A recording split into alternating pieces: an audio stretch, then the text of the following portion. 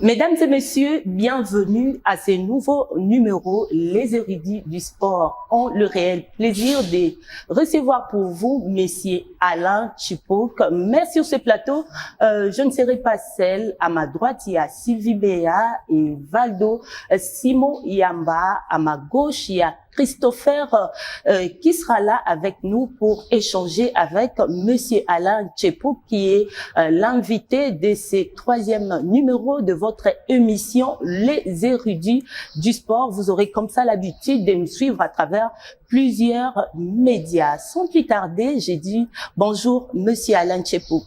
Bonjour madame, bonjour à vous tous, journalistes. Oui. Bonjour président. Bonjour. Merci de nous avoir répondu à cette invitation, Monsieur Alain Tchipouk. Nous pouvons avoir une petite présentation de vous. Voilà, je m'appelle Alain Tchipouk, je suis le fondateur, on peut dire, du centre de formation Oudjana, qui est une organisation dont l'objectif est l'encadrement de la jeunesse à travers le sport, mais aussi le développement et la promotion de tous les sports en général. Il y a de cette organisation est né un club de football, l'Athletic Club Oudjana que vous connaissez, qui est un club omnisport, même si jusqu'à présent on n'a pas encore réussi à développer les autres disciplines sportives, le basket, le volley et toutes les autres. Donc voilà, je suis également, avant ça en 2009 j'ai créé le cercle de football des jeunes de la Gombe, puisque comme vous le savez, le football des jeunes est organisé par les communes. Donc dans chaque commune, normalement, il doit y avoir un cercle de football des jeunes. Et puisque en 2009, on avait, à travers les activités du centre de formation Oudjana, on avait beaucoup de jeunes, mais on n'avait pas de compétition. On a commencé par s'affilier au cercle de football de Calamou. Nous avons été à Calamou de 2006 à 2009. Mais puisque le cercle fonctionnait difficilement avec des championnats qui commençaient mais qui ne se terminaient pas, nous nous sommes résolus à créer notre propre cercle, le cercle de football des jeunes de la Gombe, qui fonctionne encore aujourd'hui, même si ce n'est plus moi qui le dirige, mais qui organise quand même 3 championnats pour la catégorie des moins de 13 ans, moins de 15 ans et moins de 17 ans, avec 20 clubs pour les moins de 13 ans, 20 clubs pour les moins de 15 ans et 40 clubs pour les moins de 17 ans. Voilà, ça c'est en ce qui concerne le cercle de football des jeunes. Donc il a été créé justement pour permettre à nos équipes, et pas seulement les nôtres, de pouvoir avoir de la compétition de manière régulière. Donc ça c'est pour le football des jeunes. Ensuite, toujours dans le cadre des activités du centre Oudjana, en 2009, nous avons eu un partenariat avec l'Inter de Milan. Donc l'Inter de Milan qui a aussi un projet social d'encadrement de la jeunesse qui s'appelle Intercampus. Et donc l'Inter de Milan a identifié en Oudjana un partenaire pour pouvoir exécuter ce projet ici dans la ville de Kinshasa. Et donc c'est un projet social qui consiste toujours à travers le football à encadrer les jeunes, les enfants. C'est comme ça que nous avons 350 enfants, presque tous du camp Kokolo. Ce sont des enfants de militaires, donc qui vont de 6 à 17 ans. Et qui pratiquent le football 4 fois par semaine, le lundi, mardi, jeudi et vendredi. Ensuite, dernièrement, au mois de juillet 2020, j'ai été candidat à la demande des différents clubs de l'EPFKIN. J'ai été candidat à l'entente provinciale de football de Kinshasa et voilà, j'ai été élu président. Et donc, ça fait maintenant 2 saisons. Nous sommes à mi-parcours. Là, vous avez plusieurs casquettes, je vois. Non, je n'ai pas plusieurs casquettes. J'ai une seule casquette, celle de président de l'EPFKIN, la casquette que la plupart des gens veulent me faire porter, c'est-à-dire celle de président de l'AC Oudjana. Ce n'est pas la bonne casquette, elle n'est pas à ma taille, dans le sens où j'ai dû démissionner de l'AC Oudjana, de mon poste de président de l'AC Oudjana, pour pouvoir être candidat à l'EPFKIN. Je reste néanmoins l'administrateur du centre de formation Oudjana, qui, comme vous savez, est une académie de football qui est ici au stade Tata Raphaël. Voilà, merci Monsieur Alain Tchepouk. Sans plus tarder, nous allons démarrer avec notre première thématique. Là, il y a EPFKIN saison 2021-2022 à 32 clubs, sans peine. Est-ce qu'on peut dire que c'était sans peine? Non, dans le sens qu'il y a toujours beaucoup de difficultés, énormément de difficultés. Le PFKIN est une entité qui n'avait que 20 clubs la saison passée et les saisons précédentes. Cette année, on est passé à 32, essentiellement pour des raisons financières. C'est-à-dire que vous savez que les clubs en RDC sont des clubs amateurs et donc notre football, en fait, est un football amateur. Et donc, il n'est pas subventionné, il est très peu sponsorisé. Et c'est ça qui est un frein, en fait, au développement du football. Donc, on est passé à 32 pour des raisons financières, dans le sens où, comme ce sont les équipes qui payent les droits de participation, et que c'est avec ces droits de participation que les différentes instances fonctionnent, la LIFKIN a pensé qu'avec 32 clubs, il aurait été plus facile. Avec 32, ce n'était pas une charge de plus par rapport aux 20 clubs? Oui, du point de vue organisationnel, c'était une charge, c'est une charge. Et du point de vue financier, ça nous a quand même aidé, même si de manière insuffisante, à mieux organiser le championnat. Donc, je disais que ce sont les fonds qui sont perçus lors du début du championnat au niveau des instances qui permettent l'organisation et le fonctionnement d'une entité comme le PFKIN. Vous savez qu'il y a un comité exécutif. Dans ce comité exécutif, il y a des membres qui sont permanents, c'est-à-dire qui font un travail au quotidien, le secrétariat notamment, la trésorerie, il y a du personnel d'appoint. Donc tous ces gens-là doivent d'une manière ou d'une autre avoir un remboursement de leurs frais, que ce soit des frais de transport ou d'autres frais. En plus, il y a des commissions. Il y a 3 commissions principales. La commission des arbitres, très importante, la commission de discipline et de compétition et la commission de presse. Donc, toutes ces personnes sont des personnes qui en réalité font un travail presque quotidien et les droits de participation permettent donc à l'entité de fonctionner comme un bureau normal, mais aussi de prendre en charge certains frais relatifs au fonctionnement et du bureau et des différentes commissions que je viens de citer. Voilà. Maintenant, qu'est-ce qu'il faut faire en dehors de ces 32 clubs? Qu'est-ce qu'il faut faire pour donner de la hauteur à cette compétition ou soit à cette attente de football de Kinshasa? Il faut d'abord avoir des infrastructures, parce qu'un championnat de football se joue dans un stade, dans un stadium, et non pas comme on le fait sur le terrain du centre de formation Oudjana, qui n'est pas un terrain de compétition, ni sur le terrain de GD Lemba, qui lui aussi n'est pas un terrain de compétition. Ce sont 2 terrains qui ont été homologués de manière exceptionnelle, on va dire, pour les besoins de la cause, par la LIFKIN, justement parce que il n'y a pas de terrain. Je pense que vous le savez mieux que moi, le stade Tata Raphaël a été pris ou a été, je sais pas comment il faut dire ça. Je veux dire, il y a des gens qui sont venus avec un soi-disant projet qui devait réhabiliter le stade, et puis ça fait depuis 2019 que le stade est fermé, que le stade a été pratiquement démantelé, la pelouse synthétique a été enlevée, donc il n'y a plus de terrain à Kinshasa en dehors du terrain du stade des Martyrs qui sert à l'entraînement des grands clubs de la capitale, qui sert au championnat de la Lina Foot, Ligue 1, Ligue 2. Donc pour le PFKIN, c'est très compliqué, et c'est la raison pour laquelle, à titre tout à fait exceptionnel, la LIFKIN avait décidé d'homologuer ces 2 terrains-là. Donc, sans peine, non, c'est très difficile parce que le terrain de GD Lemba en particulier est un terrain qui ne répond pas aux normes, dans le sens où, oui, les dimensions sont peut-être bonnes, mais il y a tout un environnement autour de ce stade qui n'est pas propice au bon déroulement d'un match de football. Il y a des gens qui sont là autour du stade, donc en termes de sécurité, ce n'est vraiment pas indiqué, et d'ailleurs c'est le stade qui nous pose problème parce que c'est là où c'est là où il y a souvent des incidents avec des supporters ou des gens qui sont là à proximité, on va dire, des équipes, à proximité des arbitres. Nous avons eu 3 cas d'arbitres qui ont été agressés avec des blessures plus ou moins graves. Donc voilà, les conditions ne sont pas bonnes, on va dire, pour organiser ce championnat.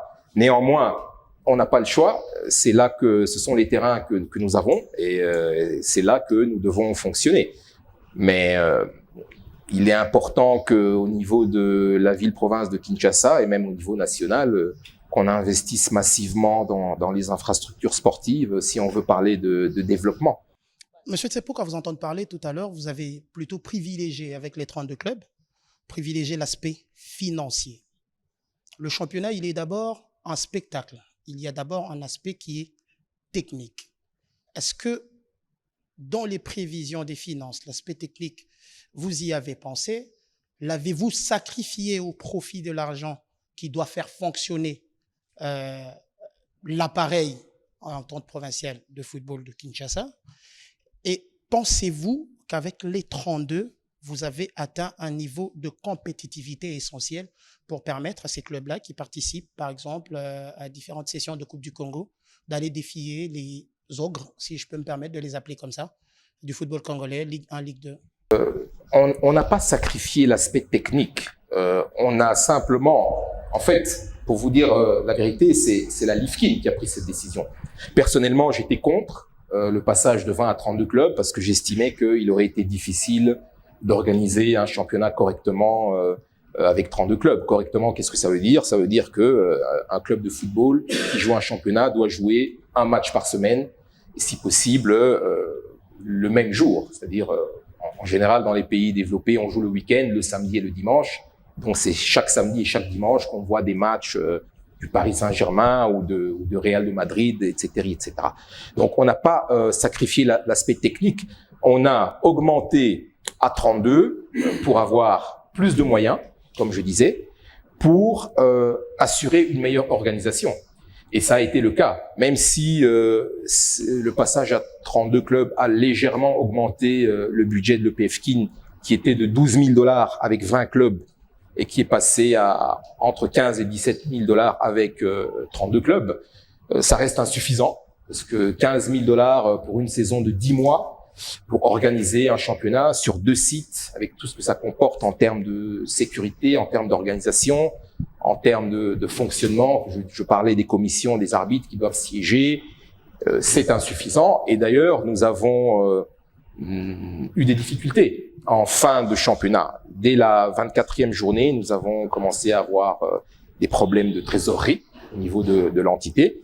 Et donc, nous avons fait en sorte que le championnat puisse être porté à terme, mais avec des difficultés, avec des interventions ponctuelles des différents membres du comité. Donc, il ne s'agit pas de sacrifier l'aspect technique. Vous savez que le rôle d'une instance, que ce soit l'entente provinciale ou bien la ligue ou bien la fédération, est d'abord de promouvoir et développer le football. Donc, nous avons l'obligation, normalement, théoriquement, de développer le football, c'est-à-dire de mettre les clubs dans les conditions de pouvoir évoluer, de pouvoir s'améliorer, de pouvoir se structurer. Et pour ça, il faut des moyens. Les moyens que nous avons sont insuffisants. Parmi les objectifs que nous avions en début de mandat, il y avait entre autres la recherche des partenaires, parce que c'est ça tout le nœud du problème, c'est les finances, l'argent. Donc sans argent, il est difficile de développer quoi que ce soit. Et donc voilà, malheureusement, nous sommes arrivés en pleine période de Covid. Au mois de juillet 2020, il y avait même certaines parties de la ville étaient confinées, je crois. Et le Covid qui perdure, aujourd'hui encore on parle d'une 5e vague, nous a frappé tous, a frappé les économies au niveau mondial, a frappé une économie fragile comme celle de la RDC. Et donc personne ici, je crois, ne peut dire que du point de vue des finances personnelles, il est à l'aise. Je crois qu'on a tous des problèmes. Et c'est la raison pour laquelle on n'a pas réussi en fait à convaincre les sponsors que nous avions contactés, les entreprises, parce que celles-ci ont mis en avant le fait que à cause du Covid, voilà, il y avait des restrictions budgétaires et en général dans une entreprise, quand il y a des restrictions budgétaires, on va couper dans le budget marketing. Donc le sponsoring faisant partie du marketing, c'était très difficile d'avoir des partenaires.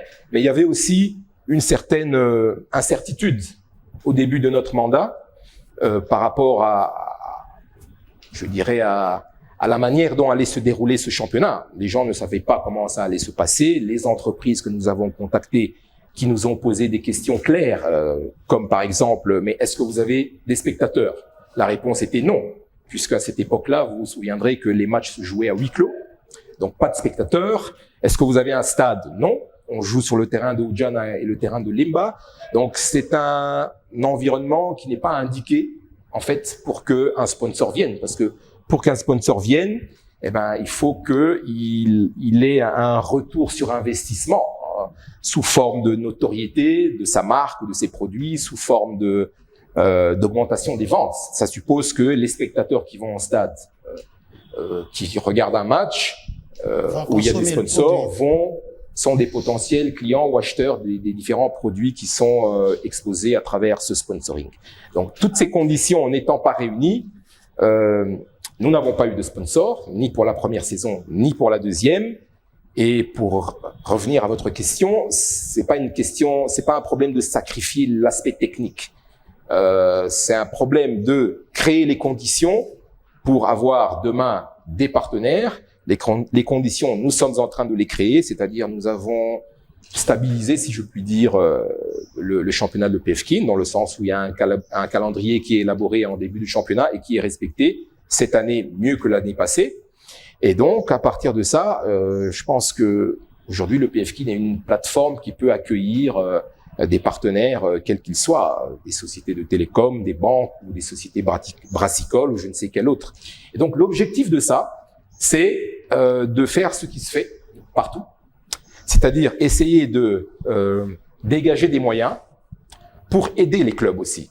Donc, lorsque j'avais parlé de partenariat, j'avais dit que l'objectif du partenariat, du sponsoring, doit être d'aider les clubs à se développer, c'est-à-dire de rétrocéder à ces clubs un X% de l'enveloppe qui est dégagée pour que ceux-ci puissent mieux faire les choses, mieux se structurer, mieux fonctionner. Monsieur le Président, oui. Nous allons y revenir par rapport à la fin de cette 105e édition de l'attente provinciale de football de Kinshasa, mais nous allons donner aussi la possibilité à d'autres confrères qui sont là sur plateau de vous poser 2 ou 3 questions.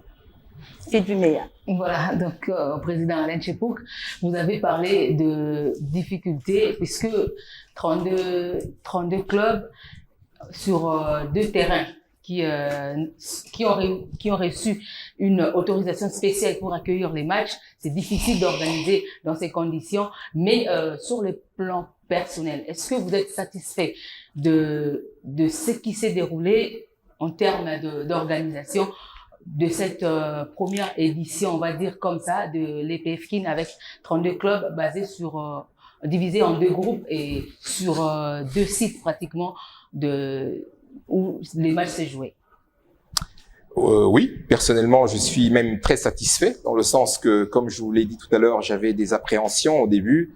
Je n'étais pas d'accord avec la LIFKIN lorsque celle-ci a décidé de passer de 20 à 32 clubs. Mais finalement, ça s'est très bien passé, dans le sens qu'on a éclaté le PFKIN en 2 poules de 16, ce qui veut dire qu'on a organisé en réalité 2 championnats, celui de la poule A et de la poule B, sur 2 terrains. Donc, nous avions, avec un championnat à 16 équipes, vous avez donc 8 matchs par journée. Et avec 2 terrains, nous avons pu organiser 4 matchs à Limba et 4 matchs ici à Ujana. Et ça, tout au long de la saison. Le lundi pour la poule A et le jeudi pour la poule B. Donc, de ce côté-là, je crois que la réussite, elle est totale. En tout cas, c'est mon point de vue. Et voilà. Maintenant, la difficulté, elle est dans le fait que l'environnement n'est pas très bon, notamment à Limba. À Limba, je vous ai dit que c'est très difficile. C'est un terrain qui n'offre aucune garantie en termes de sécurité, et c'est là qu'il y a beaucoup d'incidents. Donc voilà, je pense que avec les Jeux de la francophonie qui pointent à l'horizon en 2023, il semblerait que le stade Tata Raphaël sera finalement réhabilité. Et nous espérons pouvoir retourner là-bas, au stade Tata Raphaël. Et nous espérons continuer à organiser des championnats dans des bonnes conditions. Voilà, Simon Valdo Yamba, nous sommes à la première thématique. Nous allons clôturer avec Valdo. Voilà, Monsieur le Président, vous êtes satisfait du déroulement. Tout à l'heure, vous avez fait cette révélation, il faut que je le dise comme ça, en nous disant que vous n'étiez pas d'avis de jouer à 32. La Lifkin vous a contraint, si je peux me permettre. Et si cette même Lifkin vous demandait de passer de 32 à 40, donc ça veut dire vous allez aller sans pour autant discuter. Mais déjà, pourquoi passer? Pourquoi la Lifkin devrait passer à 40 clubs? Quel championnat sur la planète, sur cette terre des hommes, a 40 équipes? Ça n'existe pas. Donc, je crois que la Lifkin et les instances dirigeantes, c'est-à-dire la fédération, le ministère des Sports, etc., doivent plutôt créer les conditions pour que les championnats se déroulent de manière normale, à 20, à 32 au maximum, mais de manière normale. Créer les conditions, ça veut dire qu'il faut investir dans les infrastructures. L'autre revers de ma question, pour ne pas vous couper, c'est les rapports de force qu'il y a entre vous, et PEFKIN, et la Lifkin. Bon, il n'y a pas de rapport de force. La Lifkin est une instance supérieure. Si vous prenez la pyramide, ça commence avec le ministère des Sports, ça descend avec la fédération, et puis les ligues provinciales. Et au sein de ces ligues provinciales, vous avez des différentes ententes provinciales, urbaines, ou de football des jeunes, et puis des cercles. Donc, il n'y a pas de rapport de force. Il y a une hiérarchie. Du point de vue hiérarchique, la Lifkin est au-dessus de nous. Donc, on ne peut qu'obtempérer. Pour autant que les propositions ou les dispositions que la Lifkin prend aillent dans le sens de la faisabilité. Avec 32 clubs, nous avions des appréhensions et nous avons fait des calculs. Voilà, nous avons dit, bon, ça va, 2 championnats, poule A et poule B, poule A le lundi, poule B le jeudi, et ça s'est très bien passé. Maintenant, à 40 clubs, c'est possible. Du point de vue technique, c'est réalisable. 40 clubs, ça veut dire 2 championnats à 20. Ça veut dire qu'il nous faut un 3e terrain, si on veut bien organiser le championnat. Comme ça, on aura, comme la saison passée, avec le PFKIN à 20 clubs, on aura 4 matchs à Oudjana, 4 matchs à Limba et 2 matchs au Stade des Martyrs. Ça vous fait 10 matchs multipliés par 2 clubs, ça fait 20 clubs. Donc, on peut faire la même chose. Le lundi, 10 matchs pour la poule A et le jeudi, 10 matchs pour la poule B. C'est faisable, mais personnellement, je pense que bon, ça ne sert à rien d'augmenter comme ça le nombre de clubs, même si le PFKIN a besoin de moyens. Personnellement, je ne suis pas d'accord. Maintenant, si la Lifkin estime qu'il faut le faire, bon ben on verra, on va discuter avec eux et puis on verra ce qu'il faut se passer. C'est-à-dire que c'est vrai que ce sont les moyens financiers qui ont poussé la Lifkin à augmenter comme ça le nombre, mais il y a d'autres moyens. Il y a d'autres moyens, il y a des subventions. Il faudrait peut-être que le gouvernement provincial pense à subventionner le championnat d'élite provinciale, parce que le PFKIN, c'est quand même... Vous menez des démarches quant à ce, parce qu'il ne faudrait pas les dire et rester dans vos bureaux sans pour autant approcher les autorités. Bien sûr que nous menons des démarches. Le gouvernement provincial s'était engagé en 2020 à financer la maintenance et l'entretien des terrains à hauteur de $1 500 par mois. Ils les ont donné ces $1 500 2 fois, en septembre et en octobre 2020, et après plus rien. Donc on a été là-bas plusieurs fois, mais bon, finalement, on n'a pas que ça à faire. On peut pas passer nos journées à l'hôtel de ville à attendre d'être reçus, donc on a laissé tomber et on fonctionne de cette manière-là sur des terrains qui sont détériorés. Faites un tour sur le terrain ici de Oudjana, vous verrez que c'est catastrophique. Donc je sais pas comment on va faire l'année prochaine. Maintenant, en même temps, on peut jouer. Le football se joue même sur des terrains zélotiques ici chez nous. Donc bon, maintenant c'est dommage. Je pense que par respect et par considération pour le PFKIN, pour le championnat qu'il est, pour les clubs qui sont là et pour les athlètes, il faut pas revoir les ambitions à la baisse. Il faut pas tirer les gens vers le bas et les faire jouer sur des terrains sablonneux ou comme se jouent les championnats des ententes urbaines. C'est vraiment triste. Surtout en saison des pluies, quand vous allez sur le terrain à la Fikine, par exemple, ben c'est un lac, hein, c'est un lac, et donc franchement, ce n'est pas sérieux. Alors, si vous permettez, comme on épouse pratiquement cette question, les arbitres, parce que c'est quand même très important. cette saison, à 32, ça s'est passé. Est-ce il s'est rien passé en termes de gestion d'arbitre? Parce qu'on sait qu'avant, ça aurait été facilement malléable, mais à 32, est-ce que vous les avez gérés calmement? Arbitres, l'année passée, avec 20 clubs, nous avions 40 arbitres, qui sont les arbitres de la LIFKIN, qui sont mis à la disposition des ententes par la LIFKIN. Cette année, nous sommes passés à 57 arbitres. Non, nous avons géré les arbitres à travers la commission des arbitres qui désigne, comme vous le savez, les arbitres et qui est aussi chargée de veiller à la qualité de l'arbitrage. La qualité de l'arbitrage, elle n'est pas excellente, mais elle n'est pas non plus mauvaise. Hein. Les arbitres sont ce qu'ils sont, notre pays est ce qu'il est, et donc parmi les arbitres, il y a de tout. Il y a des gens qui sont financièrement stables, d'autres qui le sont moins. Il y a des gens qui travaillent, d'autres qui sont au chômage. Il y a des gens qui ont un niveau d'instruction acceptable et d'autres qui sont très peu instruits. Ça aussi, donc ce sont les réalités de notre football. Maintenant, en termes de qualité de l'arbitrage, il n'y a pas eu énormément de réclamations. Il y a eu, comme chaque année, des réclamations. Mais voilà, nous avons géré cela à travers la commission des arbitres, à travers le comité exécutif, et nous avons quand même pu terminer le championnat sans incident majeur. Les arbitres ont un niveau technique acceptable, ils ont fait leur match correctement. Sur les 30 journées, il y a eu très peu finalement de réclamations en ce qui concerne l'arbitrage.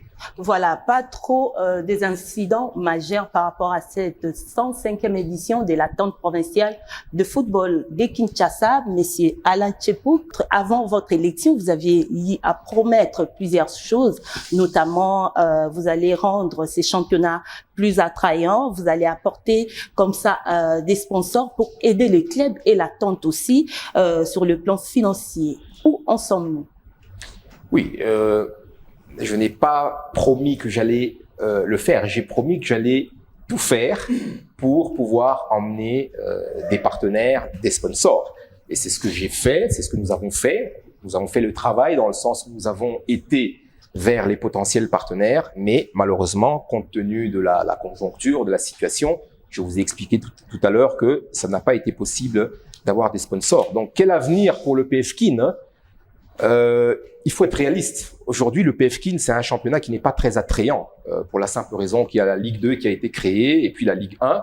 Donc, à l'époque où les grands clubs comme l'AS Vita, le DCMP, l'AS Bilima Dragon ou bien d'autres étaient à le PFKIN, c'était un championnat qui, du point de vue du spectacle, était beaucoup plus intéressant, puisque ce sont traditionnellement les grands clubs qui rassemblent les meilleurs joueurs de la ville, et donc qui, théoriquement, propose le meilleur football. Nous avons aujourd'hui les arguments plus que la saison passée pour pouvoir aller vers des sponsors. Ces arguments sont justement le fait que le championnat se dispute de manière régulière. On sait qui va jouer quand, quel jour et à quelle heure. Et c'est de ça que les sponsors ont besoin. L'objectif principal est d'avoir une entreprise de paris. Il y a de plus en plus de parieurs ici dans la ville de Kinshasa, et il y a de plus en plus de sociétés qui organisent le pari en ligne ou toute autre forme de pari. Et donc c'est ça notre objectif principal, c'est-à-dire que dans la ville de Kinshasa, il y a 16 ou 18 millions d'habitants, ce n'est pas très clair à mon niveau, et vous avez beaucoup de parieurs. D'après les statistiques qui sont en notre possession, il y a au moins entre 3 et 5 millions de parieurs dans la ville de Kinshasa. Ça veut dire 30% de la population qui parie. Donc si on arrive à intéresser une société de paris, laquelle société devra nécessairement, parce que c'est comme ça que ça fonctionne, rétrocéder une partie des recettes générées à le PFKIN, c'est très intéressant.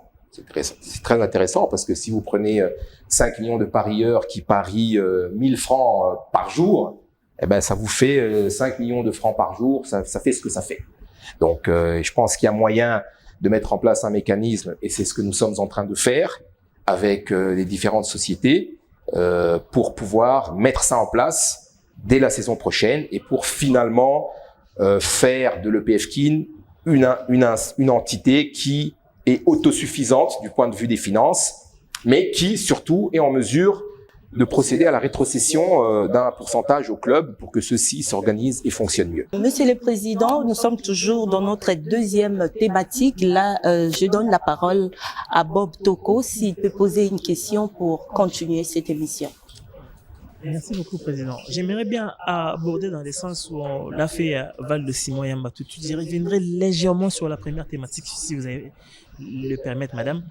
Président, vous avez dit que vous êtes passé de 20 à 32 clubs.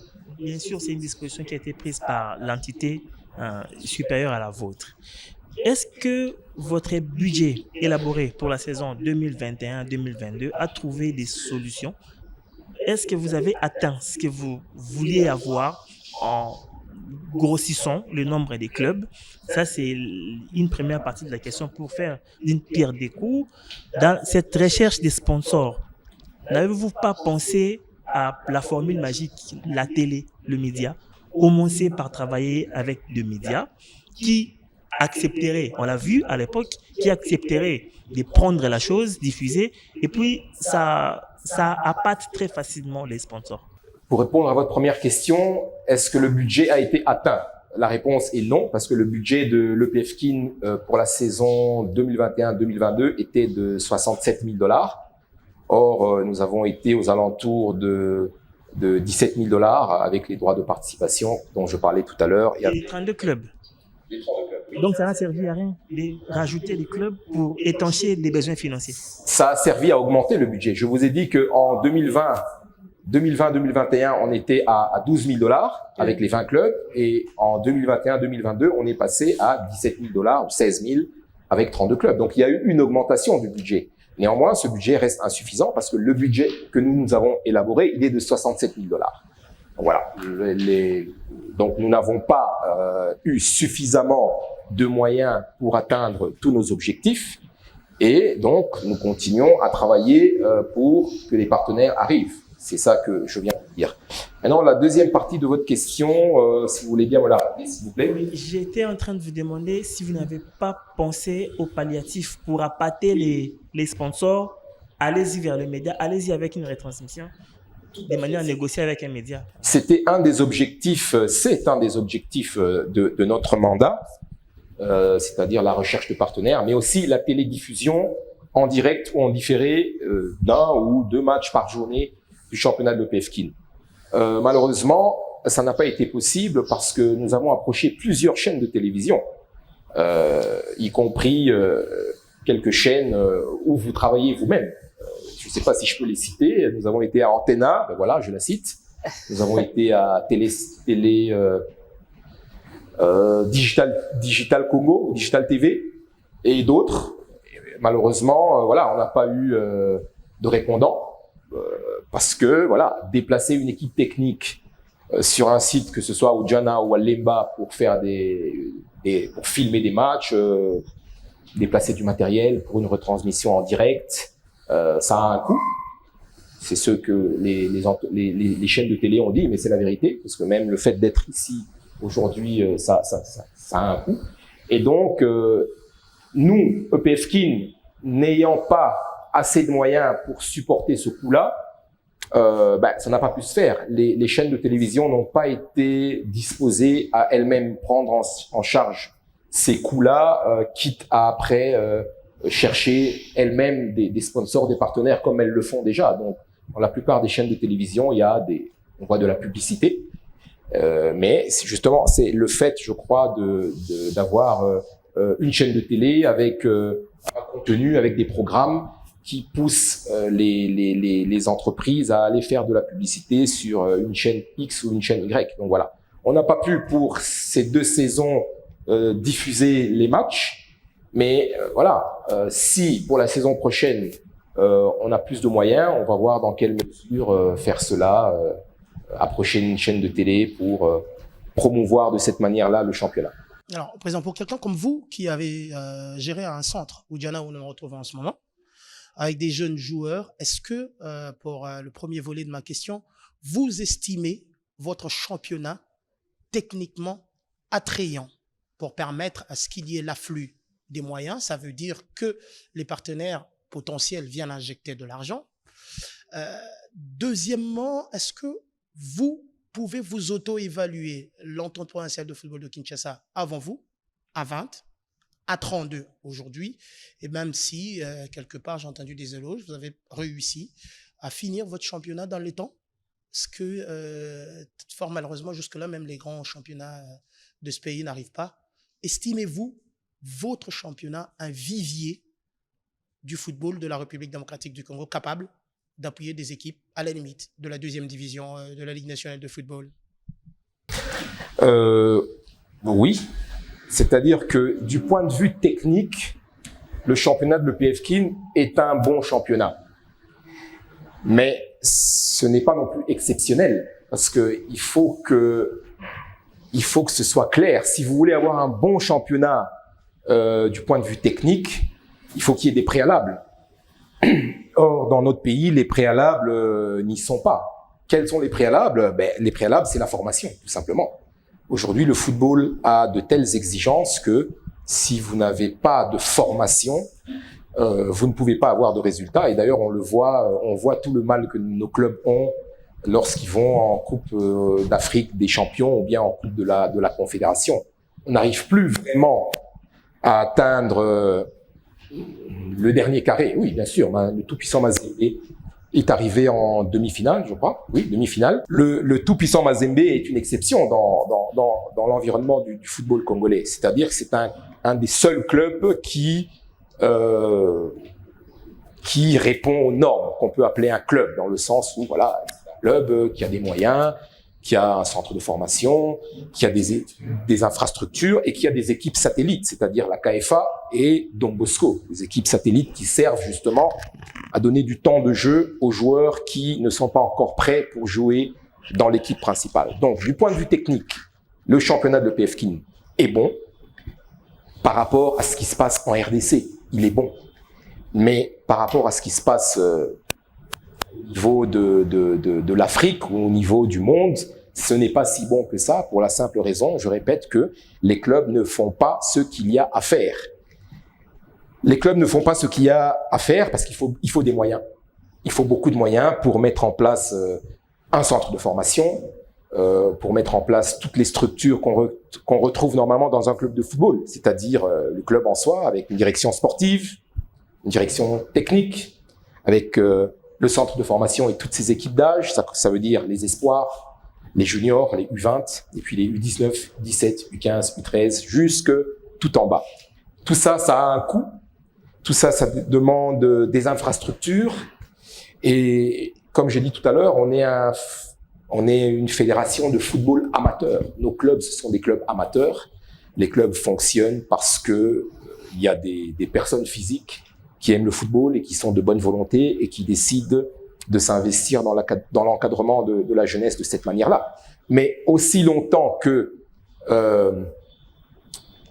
ce football, la manière dont le football fonctionne en RDC, aussi longtemps que ça ne change pas, c'est-à-dire aussi longtemps qu'on ne crée pas les conditions pour que les clubs aient de l'argent, eh ben ça ne fonctionnera pas. Ça ne fonctionnera pas parce que ça ne peut pas fonctionner. Prenons l'exemple des grands clubs traditionnels, l'AS Vita Club. L'AS Vita Club n'a pas un centre de formation. Pour que le football ait un meilleur niveau technique, il faut que les clubs deviennent de vrais clubs de football. Pour que les clubs deviennent des vrais clubs de football, il faut des moyens. Et pour que les clubs aient des moyens, il faut, à mon avis, revoir le statut de ces clubs. L'AS Vita Club, tout à fait. L'AS Vita Club est une association sportive, donc une association sans but lucratif, on va dire, une ASBL. Or, il faudrait que l'AS Vita Club devienne une SA, une société d'actionnaires. Comme ça, vous aurez des gens qui vont venir investir, qui vont venir intégrer le capital de l'AS Vita Club avec un conseil d'administration, et donc il y aura de l'argent. Et quand il y a des actionnaires et quand il y a un conseil d'administration, normalement, l'argent est bien géré. Et lorsqu'il y a des actionnaires, ça veut dire qu'il y a plus d'argent. Et donc, quand il y a plus d'argent, on peut faire plus de choses. Donc, il n'est pas normal que l'AS Vita Club n'ait pas un centre de formation, n'ait pas une infrastructure qui lui appartienne, et qui n'est pas toutes les équipes d'âge qu'on retrouve dans un club et qui assure finalement la pérennité du club. Parce que aujourd'hui, l'AS Vita Club et tous les autres achètent à gauche, à droite, mais achètent qui, quoi? Des joueurs non formés.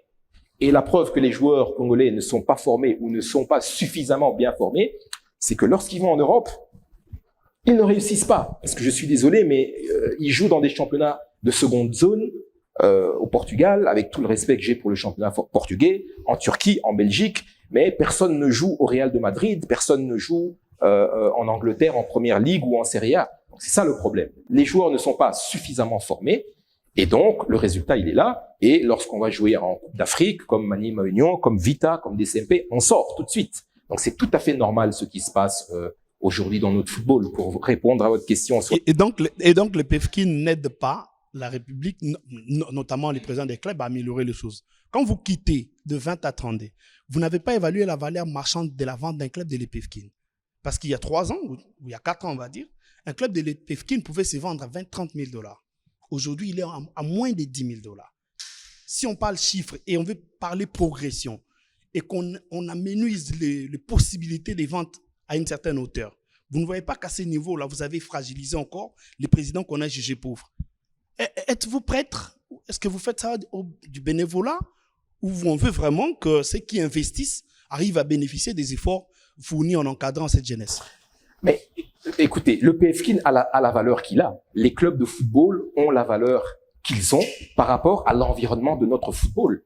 L'environnement de notre football, ce n'est pas le PEFKIN qui le crée, mais c'est le pays, c'est l'État, c'est le gouvernement, c'est le ministère des Sports, c'est la fédération.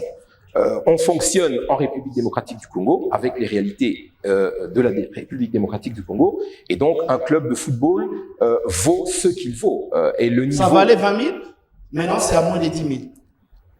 Je ne sais pas, moi, si aujourd'hui un club de football de l'EPFKIN vaut 10 000 $.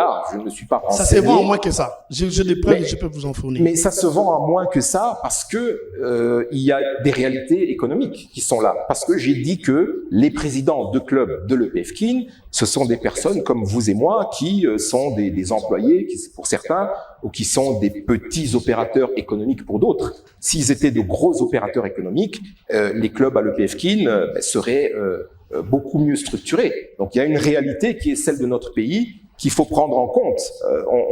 Et c'est ça. Et donc c'est pour ça, je reviens encore, si vous permettez, à ce que je viens de dire.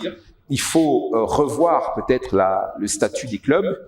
Il faut restructurer pas mal de choses pour permettre l'introduction d'entreprises ou de personnes qui ont une certaine capacité financière dans le capital des clubs, parce que c'est la seule manière de les sécuriser. Aujourd'hui, vous pouvez être élu président de l'AS Vita Club et demain, vous avez une assemblée qui vous éjecte pour un motif ou pour un autre. Regardez ce qui s'est passé au DCMP. Oui, justement, j'allais parler du DCMP. Le président Didier Chimanga du DCMP vient aussi de se faire éjecter d'une manière ou d'une autre. Et apparemment, à mon avis, ce n'est pas une très bonne position parce que vraisemblablement, il n'y a pas vraiment quelqu'un pour reprendre le flambeau, quelqu'un qui soit avec les épaules assez larges. Donc, en fait, il faut que le gouvernement définisse clairement la politique sportive et qu'il fasse aussi ce qu'il y a à faire. Les instances, la fédération, les ligues provinciales, les ententes provinciales ou urbaines ne sont que des outils pour l'exécution de cette politique sportive. Mais quelle est la politique sportive? Je veux dire, combien de stades ont été construits dans notre pays depuis les années 40 ou 50 quand le père Raphaël a construit les principaux stades ici dans la ville de Kinshasa. Donc c'est ça la question qu'il faut se poser. Aujourd'hui, il y a 80 millions d'habitants. Est-ce que par rapport au nombre d'habitants qui pratiquent le football, est-ce qu'il y a suffisamment d'infrastructures, suffisamment de stades? Est-ce que vous attendez que le gouvernement les fasse ou bien à votre niveau, vous êtes aussi en train de vous lier, en train de vous constituer pour essayer de faire la pression? Parce que vous savez, le gouvernement congolais, attentiste, vous ne faites rien, il ne fait rien. Alors, on a l'impression que le gouvernement fait la sourde oreille pratiquement. Parce que vous avez parlé de certains points qui sont importants, mais apparemment, les gouvernements ne branchent pas. Non, mais je crois que la Fédération congolaise de football a déjà tiré la sonnette d'alarme plusieurs fois. Je me souviens des propos de l'ancien président Omari, juste avant qu'il ne soit plus président, où il disait qu'il ne savait pas quelle était la politique sportive. Si vous vous souvenez de l'interview, là où il avait, je crois, dit qu'il allait démissionner. Donc, c'était méchamment attaqué au gouvernement. Donc, on peut dire que le gouvernement Nabiso, si on peut aller en Ngala, Ezamato Imangongi. Ezamato Imangongi, mais en même temps, il y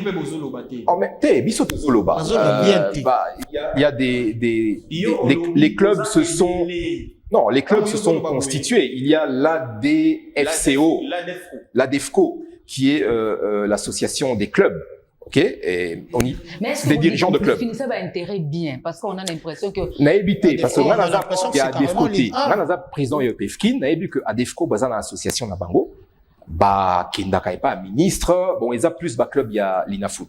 Oui. Et puis, Mingi, je crois, bah, le Baramakambo est Ali, ou bien, Baki Makambo est Ali, championnat l'INAFoot.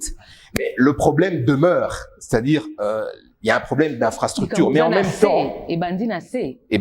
En même temps, il faut se poser la question, vu la situation de notre pays, est-ce que football Nabiso, est-ce que développement, il y a infrastructure sportive, les a prioritaires?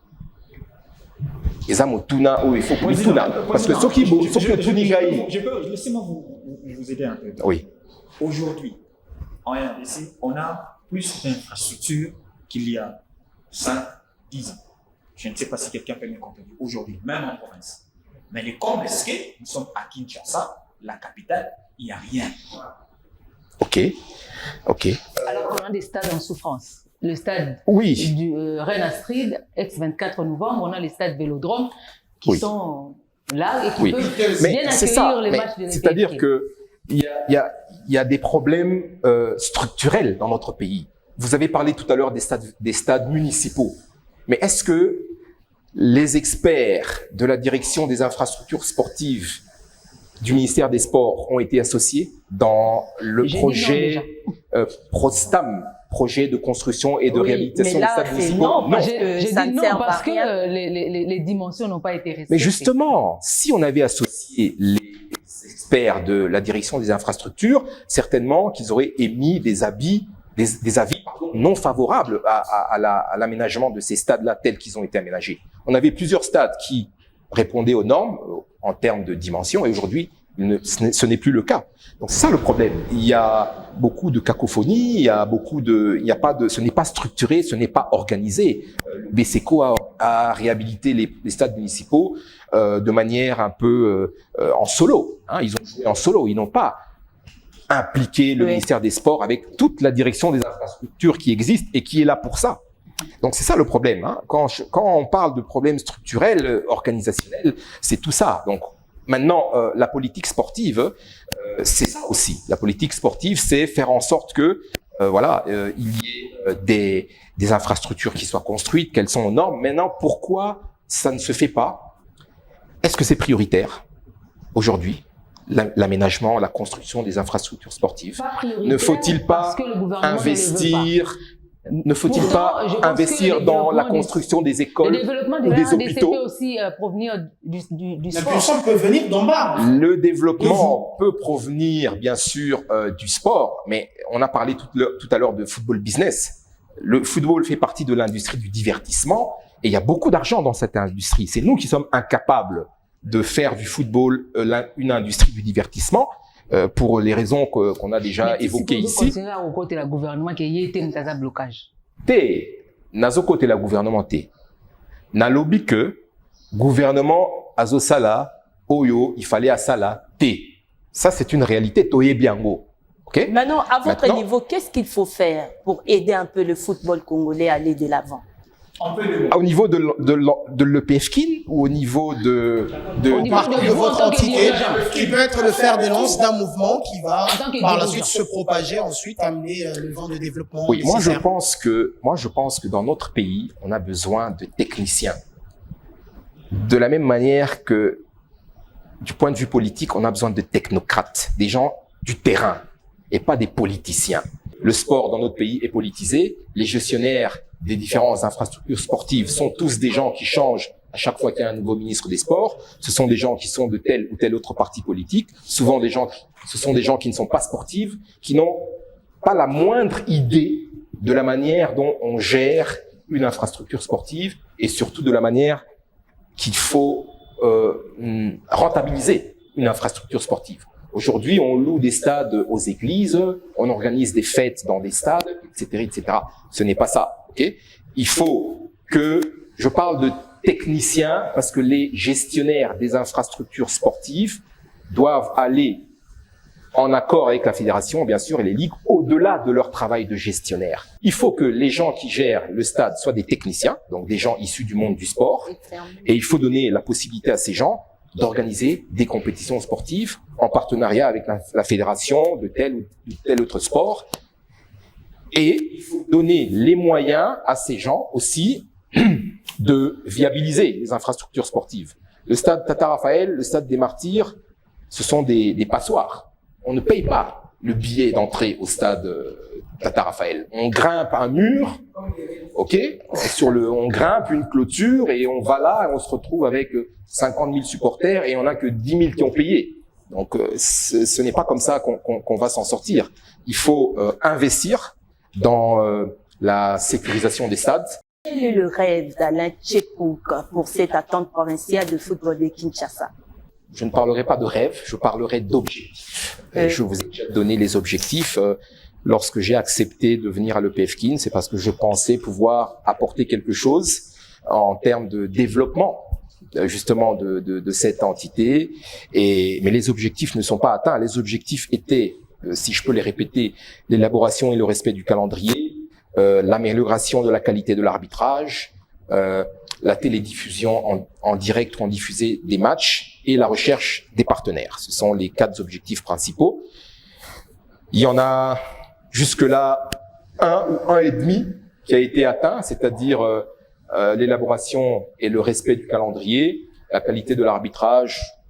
On peut dire que ça va quand même. Coup de chapeau pour ça. Les 2 autres, non, on n'a rien fait. Du point de vue de la retransmission télévisée, on n'a rien fait. Et du point de vue des partenaires, on n'a rien fait. Donc voilà, il nous reste 2 ans de mandat. Oui. On doit continuer à travailler pour améliorer ces choses-là dans le but de pouvoir réellement aider les clubs.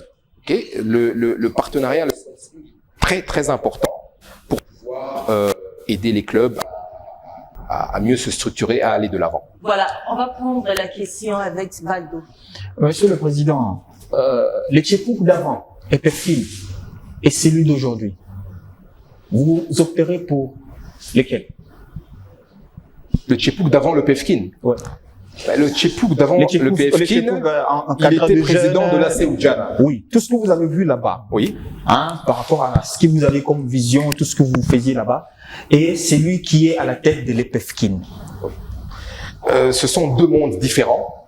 Je ne cesserai jamais d'œuvrer pour le football des jeunes. C'est ma passion. Le centre de formation Oudjana est là et il continue à fonctionner malgré les difficultés.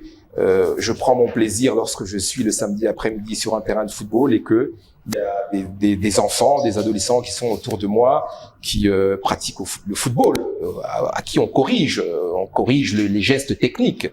C'est là où moi je prends mon plaisir et c'est ça qui me donne la force d'aller de l'avant.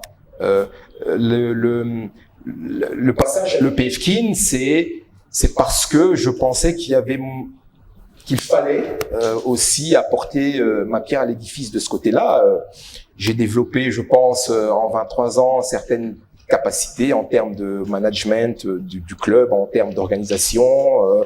Et donc, je pense que dans un pays comme le nôtre, il est important que les gens qui ont ces capacités-là innées ou bien acquises de quelque manière que ce soit, mettent la main à la pâte. Sinon, c'est très compliqué. On aura du mal à s'en sortir.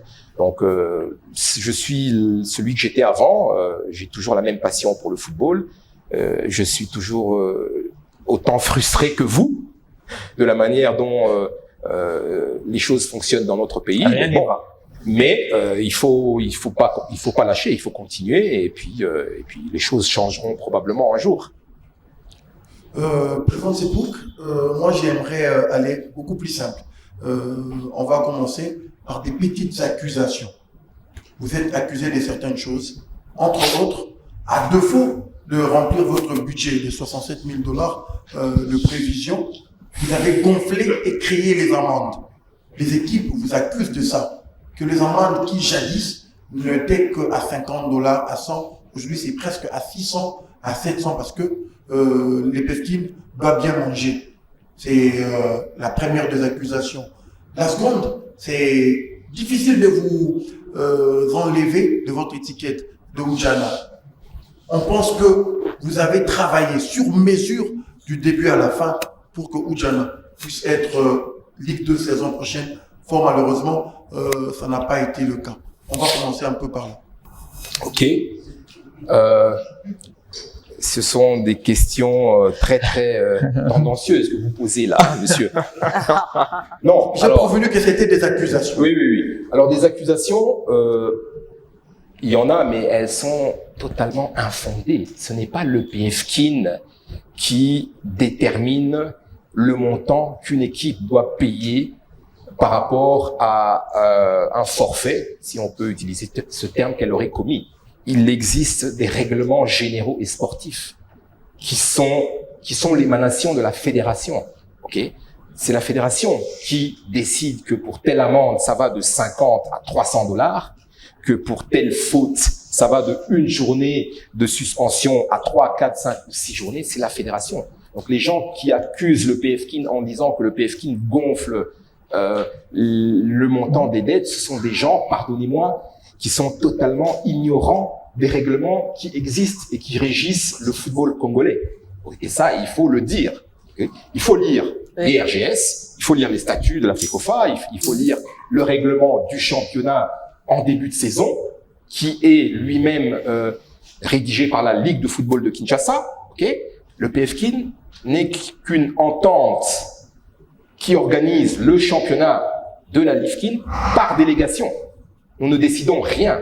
Même le règlement, c'est la LIFKIN qui le fait et qui doit d'ailleurs et il est homologué. Voilà, ce même règlement est homologué par la LIFKIN. Quand un club pense que pour un simple menace au corps arbitral à l'EPFKIN, il est sommé de payer 600 $, alors qu'on voit par exemple la Linafoot, c'est moins que ça. On n'interprète ça comment?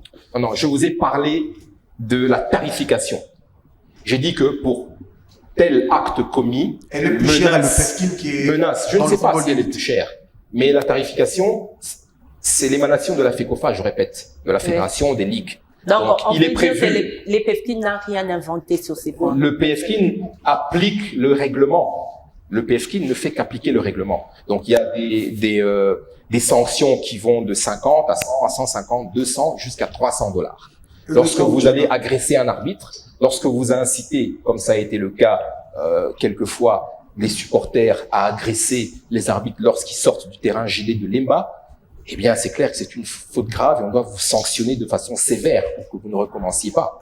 Okay? Donc c'est pour ça qu'il y a des clubs qui sont récidivistes et qui finalement ont des dettes de 800 ou de 1000 $ parce que ils ont d'abord des supporters indisciplinés, ils sont constamment sanctionnés et puis finalement ils ne payent pas et donc les dettes s'accumulent et donc on arrive comme ça à des montants de 800 ou 1000 $. Ça c'est pour répondre à votre première question. Pour répondre à votre deuxième question, celle de qui disait que tendance Oudjana. Oui, je favorise Oudjana. Non, je vous dis avec sérénité que non, ce n'est pas le cas. Moi, j'aime le football, le vrai football, celui qui se joue sur le terrain, et pas celui qui se joue dans les bureaux ou en donnant des injonctions aux arbitres ou quoi que ce soit. La réalité, monsieur, c'est que Oudjana, l'AC Oudjana, ce club dont j'ai été président pendant 20 ans, est une équipe junior. La réalité, et ça vous ne le dites pas assez souvent à mon avis, c'est que l'AC Oudjana est une équipe avec une moyenne d'âge de 18 ans, qui est à le PFKIN depuis 5 ans, je crois, 5 saisons, et qui, à part la saison 2019-2020, elle a toujours été dans les 5 premiers. La réalité, c'est que l'AC Oudjana est une bonne équipe qui est très compétitive et qui est très performante. Et c'est pour ça qu'elle a gagné le championnat cette saison. Parce que elle a une génération qui est là ensemble depuis 6, 7, 8 ans, qui jouent au football ensemble et qui donc aujourd'hui ont certaines capacités. C'est une équipe qui est performante, qui a eu la meilleure attaque, qui a eu le meilleur buteur, qui a eu, je crois, aussi la meilleure défense. Donc, ce sont les faits. C'est ça qui fait que l'AC Oudjana est premier. Et ce n'est pas parce que moi, je suis le président, parce que j'ai favorisé. Le football se joue sur le terrain. Je veux dire, Merci beaucoup, Monsieur Alain Tchipouk. Merci d'avoir répondu à cette invitation des érudits. Mesdames et messieurs, j'ai dit merci à toute la grande équipe technique qui a travaillé d'arrache-pied pour la réussite totale de cette émission. Au revoir.